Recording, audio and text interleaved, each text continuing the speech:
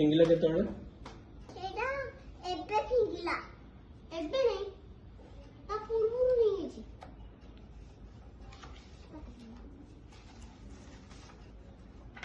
ତୁ କଣ କରୁଥିଲୁ ଫିଙ୍ଗିଲା ବେଳକୁ? ମନା କରୁନଥିଲୁ? ନାଇଁ, ସେ ଫିଙ୍ଗିଦେଲା, ମୁଁ ଦେଖୁଥିଲି ସବୁ। କଣ ପାଇଁ ଦେଖୁଥିଲୁ? ତୁ କହିଲୁନି କଣ ପାଇଁ ସମସ୍ତଙ୍କୁ ଭାଇ ଫିଙ୍ଗି ଦଉଛି ବୋଲି? ମନା କଲୁନି କଣ ପାଇଁ ତାକୁ?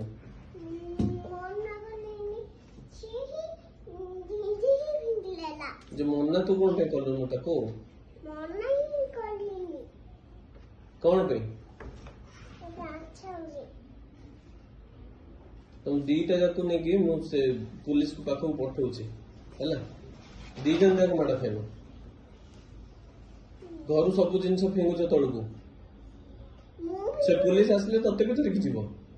ମୁଁ ଫିଙ୍ଗୁନି, ଭାଇ ହିଁ ଫିଙ୍ଗୁଛି। ମୁଁ ଦି ଜଣ ଭାଇ ଫିଙ୍ଗି ଯାଇଥିଲୁ।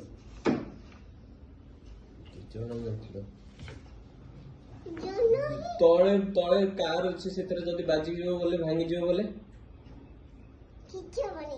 କଣ ପାଇଁ କିଛି ହବନି ବା? ସିଏ ଏଇଠୁ ସାଇଠୁ ହିଁ ଯିବ, ପିଅଙ୍ଗରୁ ହିଁ ପଳେଇବ ସେ ବାଇକଟା। P1 ନାହିଁ, ସେ ତଳେ ଥୁଆ ହେଇଛି ଗାଡି, କାର କାଚ ଭାଙ୍ଗିଯିବ। ଟିକେ ଛୋଟ